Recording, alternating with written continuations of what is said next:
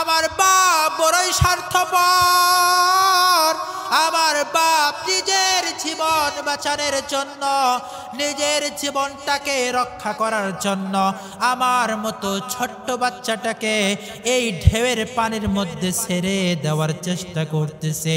আমার সন্তানটা আমাকে জড়ায় ধরে। আমি যখন বুঝতে পারলাম খুব শীঘ্রই আমার সন্তানটাকে আমার থেকে আলাদা করতে হবে, আমি আমার কলিজার টুকরা সন্তানটার হাতের মধ্যে জোরে একটা কামড় দিলাম, এবং জোরে একটা কামড় দিলাম। আমার সন্তানটা আমার দাঁতের কামড় সহ্য করতে না পেরে, আমার দাঁতের আঘাত সহ্য করতে না পেরে, আমার কলিজার টুকরা সন্তানটা আমার বুকটা ছেড়ে দিয়ে, আমার গলাটা ছেড়ে দিয়ে জমিনের মধ্যে সাথে সাথে পড়ে গেল। আমার চোখ বেয়ে ঠকবক টকবক করে পানি পড়তেছে। এত নিষ্ঠুর বাবা হয়ে গেলাম আমি,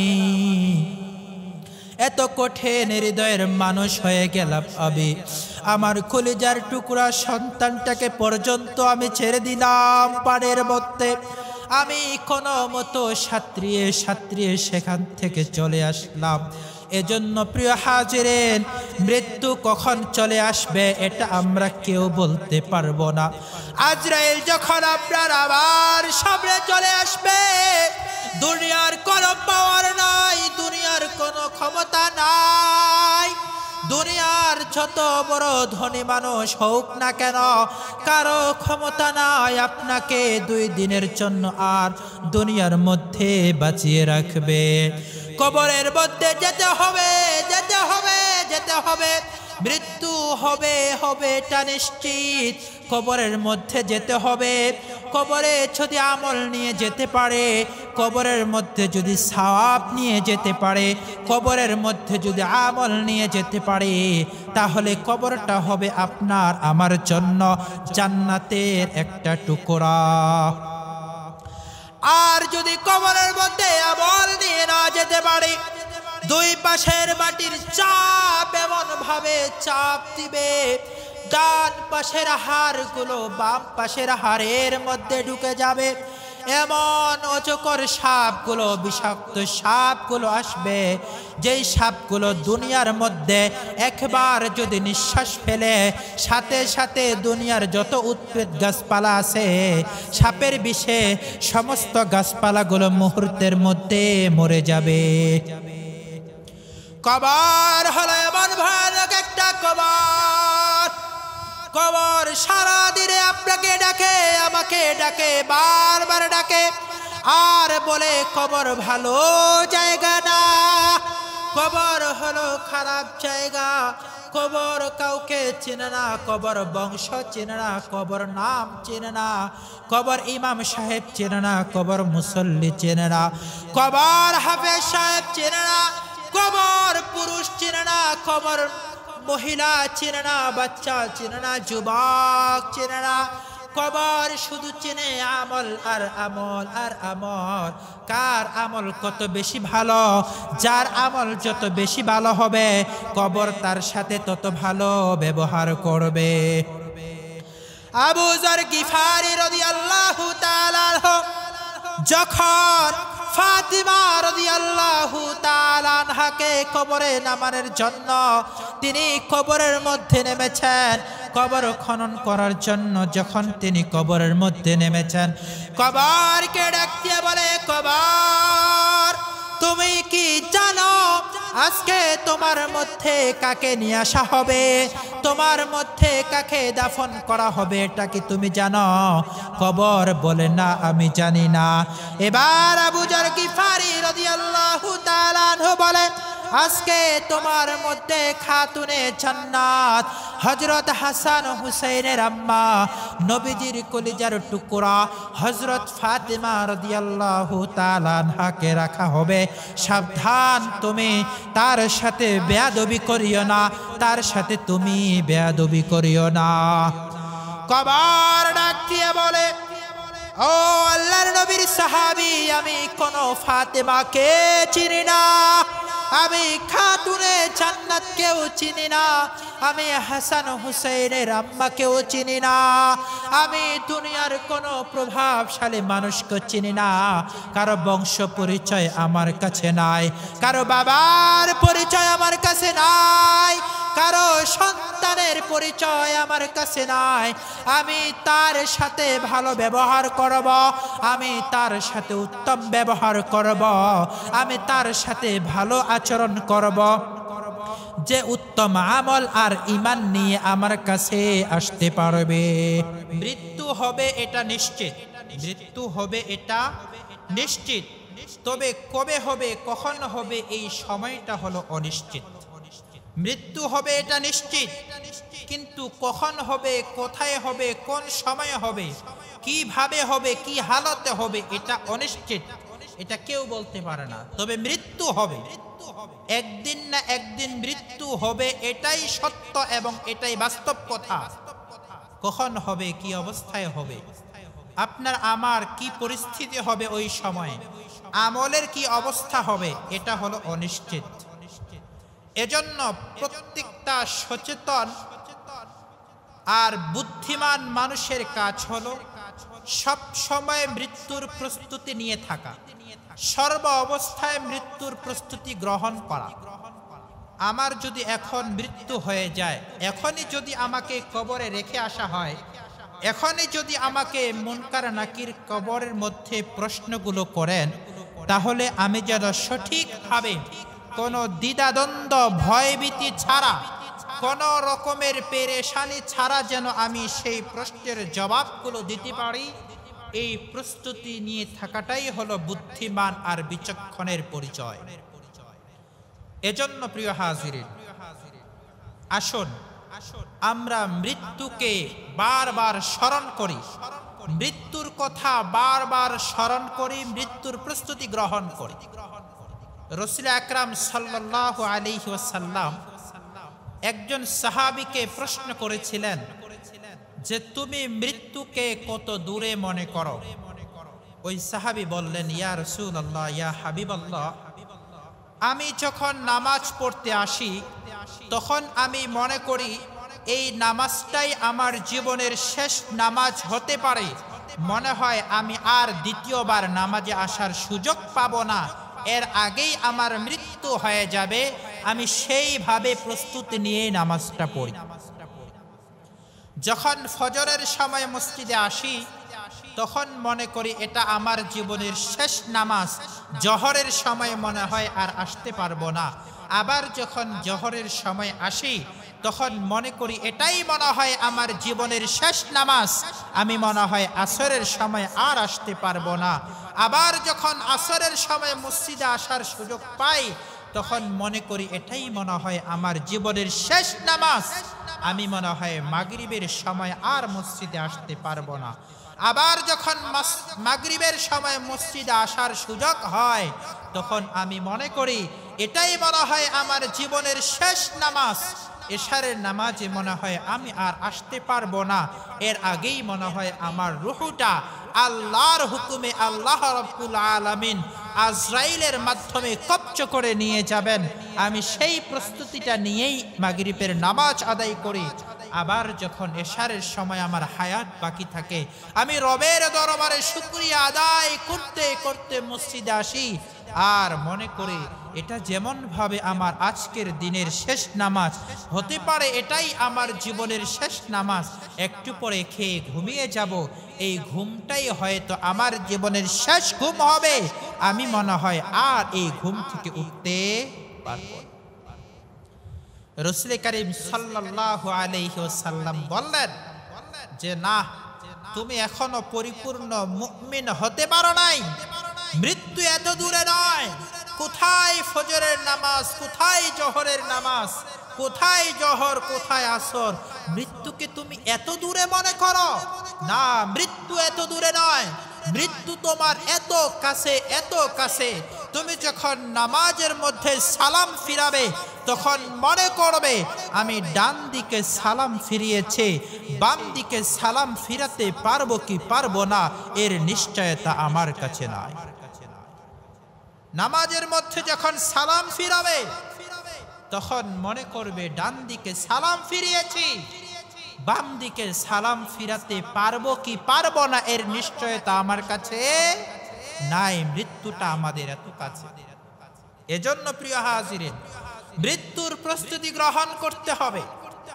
সর্ব অবস্থায় মৃত্যুর প্রস্তুতি নিয়ে আমাদেরকে থাকতে হবে। দুনিয়াটা ভোগ বিলাসের জায়গা নয়, দুনিয়াটা শান্তির জায়গা নয়। দুনিয়ার মধ্যে কেউ শান্তিতে থাকতে পারে না, দুনিয়ার মধ্যে কেউ চাইলে শান্তি পায় না। তার যত টাকা পয়সা থাক, যত জায়গা বাড়ি থাক, তার যা কিছুই থাক না কেন, অর্ধেক দুনিয়ার মালিকও যদি সে হয়ে যায়, তারপরও দুনিয়ার মধ্যে সুখে শান্তিতে সে থাকতে পারবে না। কারণ দুনিয়াটা শান্তির জায়গা নয়, দুনিয়া সুখ ভোগ বিলাসের জায়গা নয়। হ্যাঁ, সুখ শান্তি উপার্জনের মাধ্যম হলো দুনিয়া। এই দুনিয়াতে সুখে থাকা যায় না, তবে সুখে থাকার জন্য যে সমস্ত সামগ্রিক জিনিসের প্রয়োজন, ওই সমস্ত জিনিস দুনিয়ার মধ্যে পাওয়া যায়। সেই জিনিসগুলো যদি আমরা উপার্জন করে রবের ডাকে সাড়া দিয়ে কবরে যেতে পারি, তাহলেই কেবল আমরা সুখময় শান্তিময় জীবন উপভোগ করতে পারবো। নচেত এই দুনিয়ার মধ্যে সুখ শান্তি তালাশ করাটা হলো বোকামি ছাড়া আর কিছুই নয়। একজন ব্যক্তি মুসা আলাইহিস সালামের কাছে এসে দোয়া চেয়েছেন যে আল্লাহর পয়গম্বর মুসা, আপনি আমার জন্য দোয়া করেন, আমি যেন দুনিয়ার মধ্যে সুখে থাকতে পারি, শান্তিতে থাকতে পারি। মুসা আলাইহিস সালাম তাকে বললেন যে না, দুনিয়ার মধ্যে সুখে শান্তিতে থাকা জায়গা না, দুনিয়ার মধ্যে সুখ পাওয়া সম্ভব নয়, দুনিয়ার মধ্যে এই জিনিসটা পাওয়া সম্ভব নয়। তুমি এটা না অন্য কিছুর দোয়া আমার কাছে চাও, তুমি এটা বাদ দিয়ে যা চাবা আমি তোমার জন্য দোয়া করব, সাথে সাথে আল্লাহ আমার দোয়া কবুল করবেন এবং তোমাকে দিয়ে দেবেন। কিন্তু বনি ইসরাইলের মানুষ নাফরবান্দা মুসা আলাইহিস সালামের কাছে এসে বললেন, ও আল্লাহর পয়গম্বর মুসা, আপনি আল্লাহর দরবারে আমার জন্য দোয়া করেন, আল্লাহ রাব্বুল আলামিন যেন দুনিয়ার মধ্যে আমাকে সুখময় জীবন দান করেন, স্বাচ্ছন্দ্যময় জীবন দান করেন, দুনিয়ার মধ্যে যেন আমি সুখে থাকতে পারি, শান্তিতে থাকতে পারে। মুসা আলাইহিস সালাম বললেন, না, দুনিয়ার মধ্যে সুখে থাকা জায়গা, দুনিয়ার মধ্যে সুখে থাকা যায় না, দুনিয়াটা সুখে থাকার জায়গা নয়, সুখ শান্তি ভোগ বিলাসের জায়গাটা দুনিয়ার মধ্যে নয়। কিন্তু নাফরবান্দা মুসা আলাইহিস সালামকে ভালো করে ধরে ফেলেছে। ও আল্লাহর পয়গম্বর, আপনি আল্লাহর দরবারে আমার জন্য দোয়া করেন, আল্লাহ রাব্বুল আলামিন যেন আমাকে দুনিয়ার মধ্যে সুখময় জীবন দান করেন, শান্তি দান করেন। মুসা আলাইহিস সালাম বললেন, ঠিক আছে, তোমার জন্য আমি দোয়া করব, তার আগে শর্ত হলো তুমি কওমের কাছে যাও, গোত্রের কাছে যাও, মানুষের কাছে যাও, মানুষের কাছে গিয়ে গিয়ে তালাশ করো, খুঁজে দেখো কোন মানুষটা দুনিয়ার মধ্যে সুখে আছে, কোন মানুষটা দুনিয়ার মধ্যে শান্তিতে আছে। একটা মানুষকে খুঁজে বের করবা, যে মানুষটা দুনিয়ার মধ্যে সুখে আছে, ওই মানুষটা খুঁজে বের করে তার পরিচয়টা আমার কাছে নিয়ে আসবা, আমি আল্লাহর কাছে দোয়া করে দিব, ওই মানুষটা যেরকম সুখে আছে আল্লাহ তোমাকে সেরকম সুখী বানায় দিবে। তুমি তো সুখ চাও, তবে কার মতো সুখ চাও, কোন মানুষটার মতো সুখ চাও, ওই মানুষটাকে আগে খুঁজে বের করো, যে আমি অমুকের মতো সুখে শান্তিতে থাকতে চাই, তার পরিচয়টা আমাকে দাও, আমি আল্লাহর কাছে দোয়া করব, সাথে সাথে আল্লাহ তোমাকে তার মতো সুখময় জীবন দান করবে।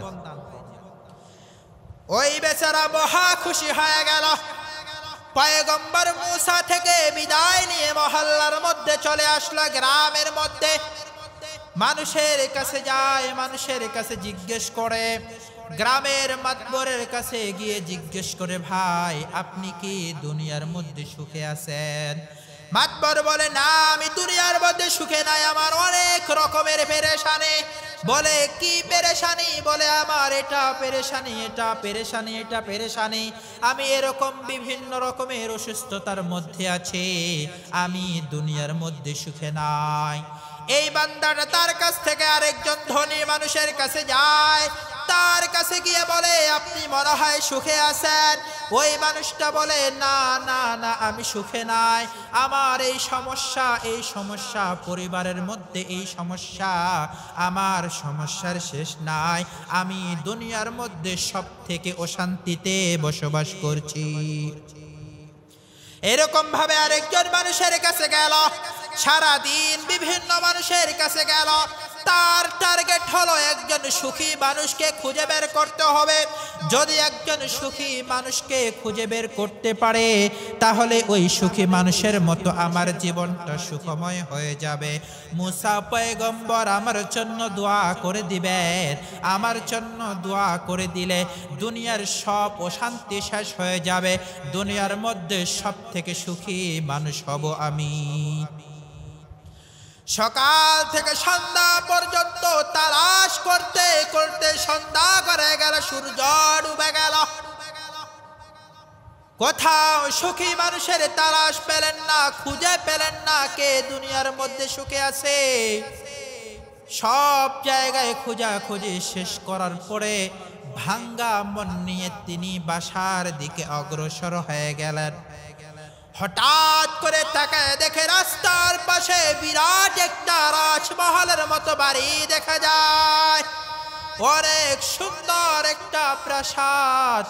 এই প্রাসাদের দোতলার মধ্যে একজন মুরব্বী মানুষ বসে বসে বাতাস গ্রহণ করতেছেন, বাইরের প্রকৃতির আবহাওয়াটা উপভোগ করতেছেন।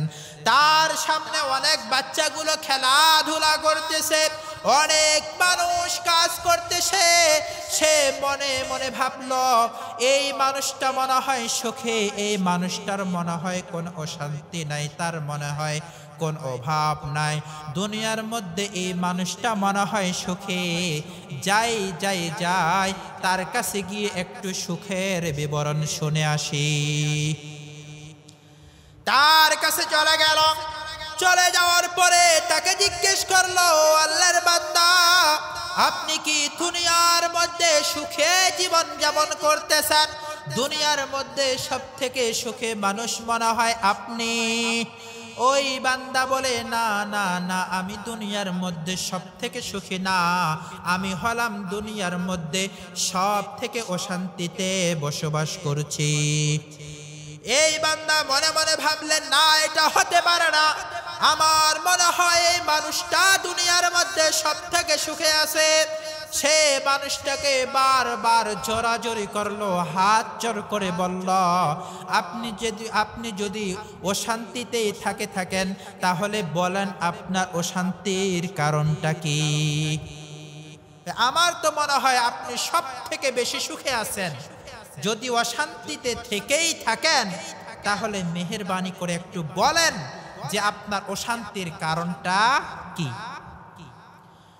ওই বান্দা বলে, আমি যখন যুবক ছিলাম, সবে মাত্র আমি যৌবনে পদার্পণ করেছি, যৌবনে পদার্পণ করার পরে আমি একজন মেয়ের সাথে রিলেশন করি, একজন মেয়ের সাথে আমার সম্পর্ক হয়, লম্বা সময় তার সাথে হারাম সম্পর্কে জড়িয়ে থাকার পরে এক পর্যায়ে গিয়ে আমি তাকে বিবাহ করে ফেলি। তাকে বিবাহ করার পরে নতুন বউ ঘরের মধ্যে এসেছে, সুখে শান্তিতে থাকতে লাগলাম, সুখে শান্তিতে বসবাস করতে লাগলাম। মনের মানুষ, প্রাণের মানুষ, ভালোবাসার মানুষকে স্ত্রী হিসেবে পেয়েছে, অনেক আনন্দ, অনেক ফুর্তিতে জায়গায় জায়গায় হানিমুনে যেতে লাগলাম, জায়গায় জায়গায় ঘুরতে যেতে লাগলাম। বিভিন্ন জায়গায় ঘোরাঘুরি করে মোটামুটি কয়েকটা বছর কেটে দিলাম। অল্প কিছুদিন যাওয়ার পরে আমার স্ত্রী এমন ভাবে অসুস্থ হয়ে গেল, পৃথিবীর যত বড় বড় ডাক্তার আছে, যত বড় বড় ক্লিনিক আছে, যত বড় বড় হাসপাতাল আছে, সব জায়গায় আমার স্ত্রীটাকে নিয়ে গেলাম। সব ডাক্তারগুলো, সব ক্লিনিক থেকে সবাই একটা কথা, আমার স্ত্রীর এমন একটা রোগ হয়েছে আর আমার স্ত্রীকে বাঁচিয়ে রাখা সম্ভব নয়। আমারও ঢের সম্পত্তি আছে, অনেক টাকার মালিক আমি, অনেক সম্পত্তি খরচ করে ফেলেছি, দেশে বিদেশে দেশে দেশে ঘুরে ঘুরে আমার স্ত্রীর চিকিৎসা করাইতে চেয়েছে, কিন্তু আমার স্ত্রীকে আমি চিকিৎসা করে সুস্থ করতে পারি নাই। এক পর্যায়ে নৈরাশ হয়ে, আশা ছেড়ে দিয়ে, হাল ছেড়ে দিয়ে আমার স্ত্রীকে যখন আমি আমার ঘরে আনলাম, ঘরে আনার পরে আমার স্ত্রীর মাথার কাছে বসে মাথার মধ্যে হাত বুলাইতে বুলাইতে আমি আমার স্ত্রীকে বললাম, ও আমার প্রাণের স্ত্রী, তোমাকে আমি আমার জানের চাইতেও বেশি মহব্বত করি, আমার প্রাণের চাইতেও তোমাকে বেশি ভালোবাসে। তোমার ভালোবাসার কারণে আমার অনেক সম্পত্তি আমি খরচ করেছি, এক দেশ থেকে আরেক দেশ, আরেক দেশ থেকে আরেক দেশ তোমাকে নিয়ে ঘুরেছি, কোথাও তোমার চিকিৎসা করাইতে পারি নাই, তোমাকে সুস্থ করে তুলতে পারি নাই। এজন্য আমি তোমার কাছে হাত জোর করে আমি ক্ষমা চেয়ে নিচ্ছি, তুমি মেহেরবানি করে আমাকে ক্ষমা করে দাও। স্ত্রী বলে, ঠিক আছে, আমিও তোমাকে মহব্বত করি, ভালোবাসি, তুমি যেরকম আমাকে মহব্বত করো, ভালোবাসো, আমিও তোমাকে মহব্বত করে ভালোবাসে, কিন্তু সৃষ্টিকর্তা আমার জন্য মৃত্যু লিখে রেখেছেন, আমার তাকদীরের মধ্যে আছে আমি দুনিয়া ছেড়ে চলে যাব, এখানে কারোর হাত নাই, এখানে তো কারোর হাত নাই। ঠিক আছে, তুমি আমার উপরে কোনো দাবি রাখবা না, আমিও তোমার উপরে কোনো দাবি রাখবো না, তবে আমার একটা শর্ত আছে, আমার একটা শর্ত আছে, এই শর্তটা যদি তুমি পালন করতে পারো তাহলে আমি মনে করব তুমি আমাকে অনেক ভালোবাসো। এবার স্বামী বেচারা বলে, ঠিক আছে, বলো তোমার কি শর্ত, তুমি যে শর্তটাই আমাকে দিবে আমি ওই শর্তটা পালন করার জন্য সদা প্রস্তুত রয়েছে। বলো বলো বলো, তোমার শর্ত কি, তোমার শর্ত কি, খুব তাড়াতাড়ি বলো, আমি তোমার শর্তটা পূরণ করার জন্য প্রস্তুত। এবার স্ত্রী ডাক দিয়া বলে, আমি যখন দুনিয়া ছেড়ে চিরবিদায় নিয়ে চলে যাব, দুনিয়া ছেড়ে কবরের মধ্যে যখন চলে যাব, কবরে যাওয়ার পরে আমার যখন দুনিয়া থেকে ইন্তেকাল হয়ে যাবে, আমি যখন মারা যাব, আমি মৃত্যুবরণ করার পরে তুমি আর দ্বিতীয় বিয়ে করতে পারবা না।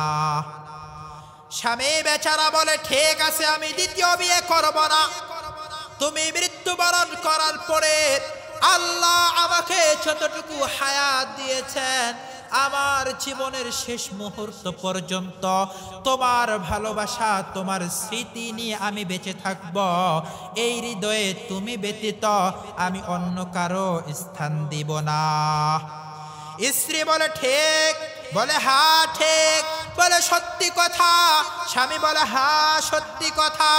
স্ত্রী বলে, ঠিক আছে, তুমি যখন আর দ্বিতীয় বিয়ে করবে না, আমিও যখন এখন অসুস্থ হয়ে গিয়েছি, সুতরাং এমন একটা কাজ করতে হবে যেই কাজটা করার কারণে তুমি চাইলেও আর দ্বিতীয় বিয়ে করতে পারবা না।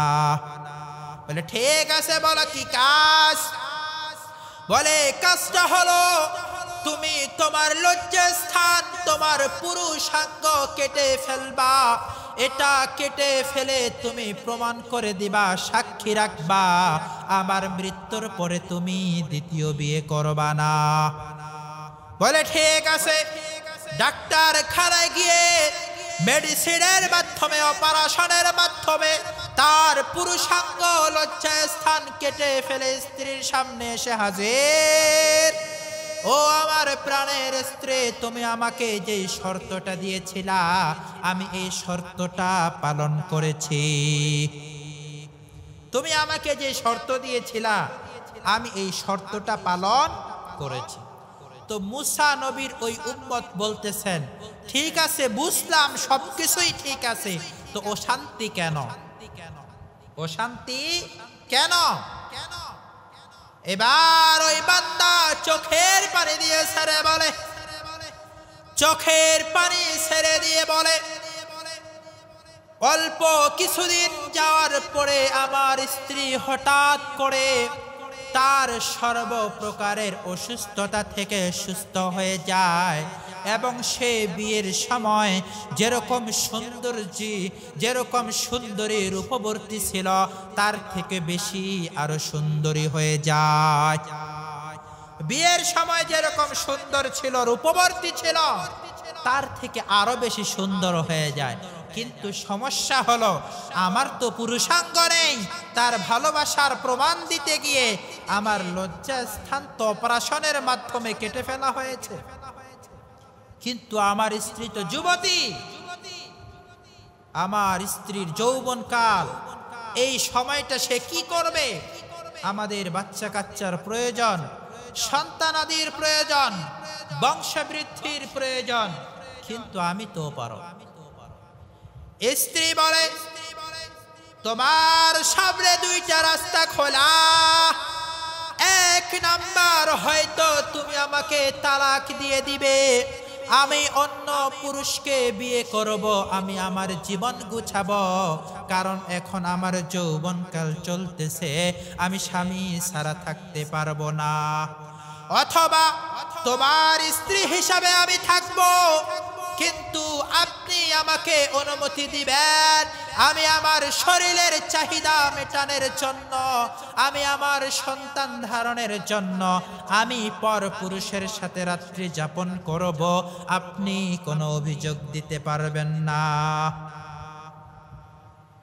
এবার ওই লোক ডাক দিয়ে বলে, আমি আমার ঘরের মধ্যে থাকতাম, রাত্রে আমার স্ত্রী অন্য পুরুষের সাথে রাত্রি যাপন করত, আমার কিছুই করার থাকে না। এই যে সন্তানগুলো দেখতেছ, এই যে নাতি নাতনিগুলো দেখতেছ, এই সন্তানগুলো সব আমার স্ত্রীর সন্তান, কিন্তু এই সন্তানগুলো আমার না, এই সন্তানগুলো হলো পরপুরুষের সন্তান। এই হলো আমার অশান্তির কারণ। মুসা পয়গম্বরের ওই উম্মত সাথে সাথে বুঝে ফেলেছে এই অশান্তির কারণ কি, কেন সে বলতেছে দুনিয়ার মধ্যে সব থেকে অসুখী মানুষটা হলো সে, দুনিয়ার মধ্যে সব থেকে কপাল পড়া মানুষটা হলো সে, দুনিয়ার মধ্যে সব থেকে অশান্তিতে সে আছে। তার টাকার অভাব নাই, বাড়ি গাড়ির অভাব নাই, কোনো কিছুর অভাব নাই, কিন্তু এমন একটা জিনিসের অভাব, এমন একটা জিনিস তার নাই যে জিনিসটার কারণে সে দুনিয়ার মধ্যে সব থেকে অশান্তিতে আছে। এজন্য প্রিয় হাজিরিন, ওই মানুষটা নিরুপায় হয়ে মুসা পয়গম্বরের কাছে গেলেন। মুসা পয়গম্বরের কাছে গিয়ে হাত জোড় করে ক্ষমা চেয়ে বললেন, ও পয়গম্বর, আল্লাহর নবী, আমি বুঝতে পেরেছি আমার ভুল, আমি বুঝেছি দুনিয়াটা আসলে সুখে থাকার জায়গা না, দুনিয়া সুখে শান্তিতে বসবাস করার জায়গা না, দুনিয়ার মধ্যে কেউ সুখে থাকতে পারে না, দুনিয়ার মধ্যে কেউ চাইলে শান্তিতে থাকতে পারে না। তবে সুখে থাকার যে সামগ্রিক জিনিসের প্রয়োজন, যেই আসবাবগুলোর প্রয়োজন, এই আসবাবগুলো দুনিয়ার মধ্যে পাওয়া যায়, এই আসবাবগুলো দুনিয়া থেকে উপার্জন করে, কামাই করে, এই সামগ্রিক সওয়াব নেকিগুলো সাথে নিয়ে যদি কবরে যেতে পারে, তাহলেই কেবল আমরা সুখময় জীবন লাভ করতে পারি, তাহলেই কেবল আমরা সুখময় জীবন লাভ করতে পারি। এজন্য প্রিয় হাজিরিন, দুনিয়ার পিছনে পড়া যাবে না, দুনিয়ার পিছনে দৌড়ানো যাবে না। আমাদেরকে মৃত্যুর প্রস্তুতি গ্রহণ করতে হবে। মৃত্যুর জন্য সব সময় আমাদেরকে প্রস্তুত হয়ে থাকতে হবে। মৃত্যু কখন চলে আসবে কেউ জানে না, কেউ জানে না। আপনিও জানেন না আপনার কখন মৃত্যু চলে আসবে, আমিও জানি না আমার কখন মৃত্যু চলে আসবে। আমি এই বয়ানের মজলিসে রয়েছে, এই বয়ানের মজলিস শেষ করে আমি আমার ঘরে ফিরতে পারবো কি পারবো না এটারও নিশ্চয়তা আমার কাছে নাই। আপনারা যারা আমার বয়ান শুনতেছেন আপনাদেরও নিশ্চয়তা নাই আমার বয়ান শেষ পর্যন্ত শুনতে পারবেন কি পারবেন না। আপনি বাসা থেকে বের হয়েছেন, আপনার নিশ্চয়তা নেই আপনি ঘরে ঢুকতে পারবেন কি পারবেন না। আপনি বাজারে গিয়েছেন, বাজার থেকে ফিরে আসতে পারবেন কি পারবেন না এটারও নিশ্চয়তা নাই। আপনি ঘুমাইতে গেছেন, ঘুম থেকে উঠতে পারবেন কি পারবেন না এটারও নিশ্চয়তা আপনার কাছে নাই। কিছুদিন আগে পাকিস্তানের একটা ঘটনা পুরো পৃথিবীকে অবাক করে দিয়েছে। পুরো পৃথিবীর মানুষকে মানুষের আঙ্গুলের মধ্যে চোখ দিয়ে দেখিয়ে দিয়েছে এই পৃথিবীটা এত নির্মম, এত নিষ্ঠুর, এই পৃথিবীটা কারো কাছে ধরা দেয় না। কিছুদিন আগে পাকিস্তানের মধ্যে যে ভয়াবহ বন্যা হয়েছিল, এই ভয়াবহ বন্যার বিবরণ দিতে গিয়ে একজন মানুষ লাইভ ভিডিওর মধ্যে এসে বলেছে, সাক্ষাৎকারের মধ্যে এসে বলেছে, তার নিজের জীবনের বাস্তব অভিজ্ঞতা সে বলেছে। সে বলে সাওয়াদ উপত্যকার মধ্যে আমি আমার পরিবার নিয়ে, আমার স্ত্রী নিয়ে, আমার ছোট্ট সন্তানটাকে সাথে নিয়ে আমি ঘোরার জন্য, প্রাকৃতিক পরিবেশ উপভোগ করার জন্য আমি উপত্যকার মধ্যে গিয়েছি ঘুরতে, উপত্যকার মধ্যে গিয়েছি সময় কাটাইতে, ভ্রমণে গিয়েছি। সেখানে যাওয়ার পরে হঠাৎ করে মহাবন্যা হয়ে গেল। এমন বন্যা, এমন বৃষ্টি, প্রচুর বৃষ্টি হওয়ার কারণে এমন পানি, আমরা যেই জায়গাটার মধ্যে আশ্রয় নিয়েছিলাম, রাত্রে যখন আমরা ঘুমিয়েছি সকালবেলা দেখি এই জায়গাটাতে বুক পরিমাণ পানি জমা হয়ে গিয়েছে। আমরা যেই জায়গাটাতে অবস্থান করছিলাম, যে এলাকার মধ্যে অবস্থান করছিলাম, বন্যার পানির কারণে পুরো এলাকাটা তলিয়ে গিয়েছে। আমার স্ত্রী আমার সাথে, আমার কলেজার টুকরা ছোট্ট সন্তানটা আমার সাথে। এমন পানির স্রোত, এমন পানির ঢেউ, এই ঢেউয়ের কারণে আমিও দাঁড়িয়ে থাকতে পারি না, আমার স্ত্রীও দাঁড়িয়ে থাকতে পারে না, আমার সন্তানটাও দাঁড়িয়ে থাকতে পারে না। ছোট্ট সন্তানটাকে আমি কোলের সাথে জড়ায় নিলাম, জড়ায় নিয়ে অনেক শক্ত করে একটা নিরাপদ জায়গায় দাঁড়িয়ে থাকলাম। চতুর্দিকে পানি, আশ্রয়ের কোনো জায়গা নাই, এখান থেকে বের হওয়ারও কোনো উপায় নাই। যত সময় যাইতেছে বন্যা তত বাড়তেছে, পানির পরিমাণ তত বৃদ্ধি পাচ্ছে। হঠাৎ করে এমন আচমকা একটা ঢেউ চলে আসলো, যেই ঢেউয়ের কারণে আমার পাশ থেকে আমার স্ত্রীটা ঢেউয়ের এই শক্তিশালী ঢেউকে সহ্য করতে না পেরে মুহূর্তের মধ্যে আমার চোখের আড়াল হয়ে গেল, পানির সাথে মিশে গেল, চোখ দিয়ে টকবক করে পানি পড়া শুরু হয়ে গেল। হায় হায় হায়, এটা কি হলো? আমার প্রাণের স্ত্রীটা, আমার প্রাণের স্ত্রীটা আমার চোখের সামনে থেকে বিদায় হয়ে চলে গেল। আমি স্বামী হিসাবে তার জন্য কিছুই করতে পারলাম না। কলিজার টুকরা মেয়েটাকে কোলের সাথে জড়ায় ধরলাম, জড়ায়ে ধরে বুকের সাথে জড়ায়ে ধরলাম। আমার সন্তানটা আমার গলাটা জড়ায়ে ধরলাম। জড়ায়ে ধরার পরে আমার সন্তানটা আমাকে বলতেছে, আব্বু আমার বড় ভয় লাগতেছে, আমি কি করব? আমার বড় ভয় লাগতেছে, আমরা এখান থেকে কিভাবে মুক্তি পাব? আমার আম্মা চলে গিয়েছে ঢেউয়ের সাথে, পানির সাথে ভেসে চলে গিয়েছে। এই জীবনে আর আম্মাকে আমরা দেখতে পাবো না। ওই লোকটা বলে, আমি আমার কলিজার টুকরা সন্তানটাকে জড়ায় ধরলাম। অল্প কিছু সময় যাওয়ার পরে পানির স্রোত, এত বেশি স্রোত বেড়ে গেল, এত স্রোত বেড়ে গেল, এত ঘন ঘন ঢেউ আসা শুরু করলো। আমি নিজে আমার সন্তানটাকে নিয়ে দাঁড়িয়ে থাকতে পারতেছি না। আমি মনে মনে ভাবলাম, আমার সামনে দুইটা রাস্তা খোলা।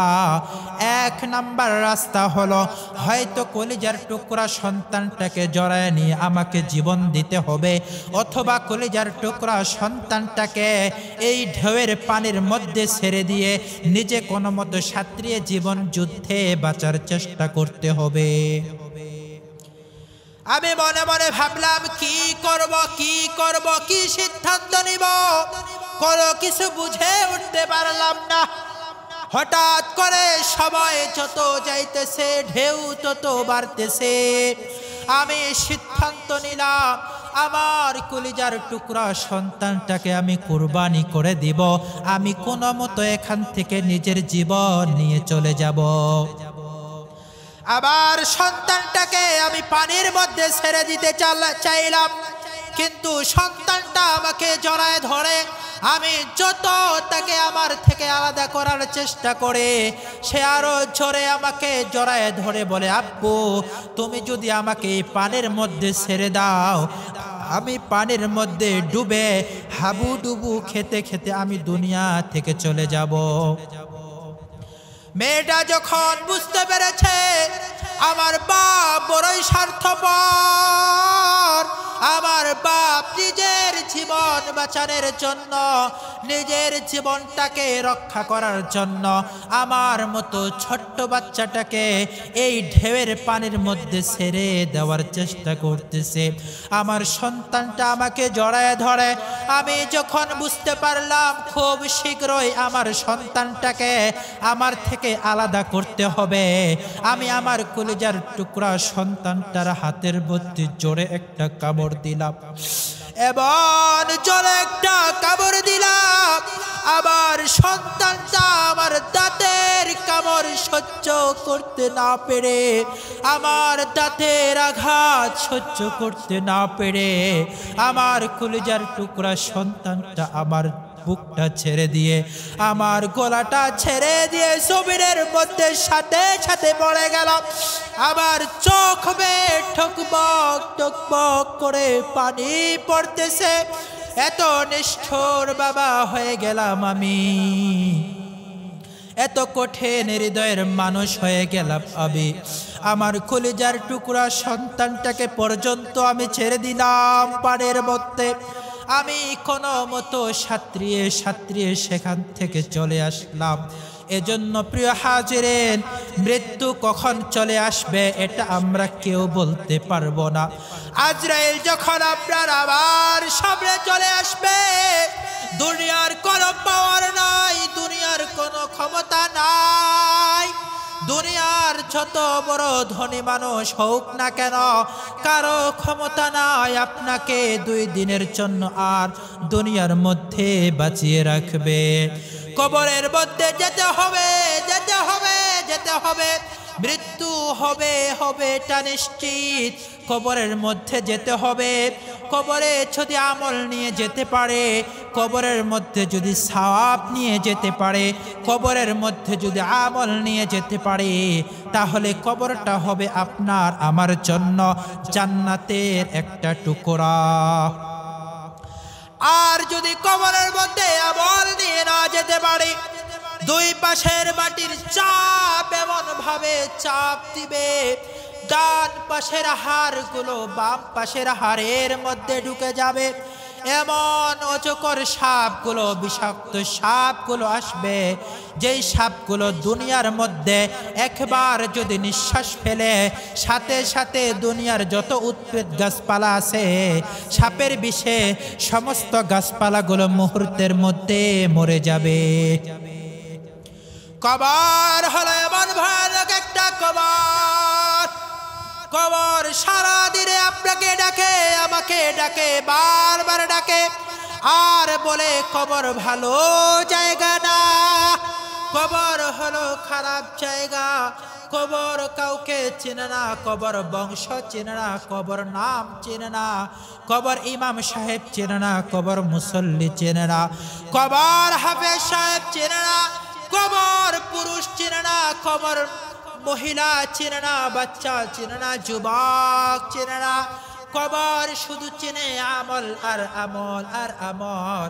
কার আমল কত বেশি ভালো, যার আমল যত বেশি ভালো হবে কবর তার সাথে তত ভালো ব্যবহার করবে।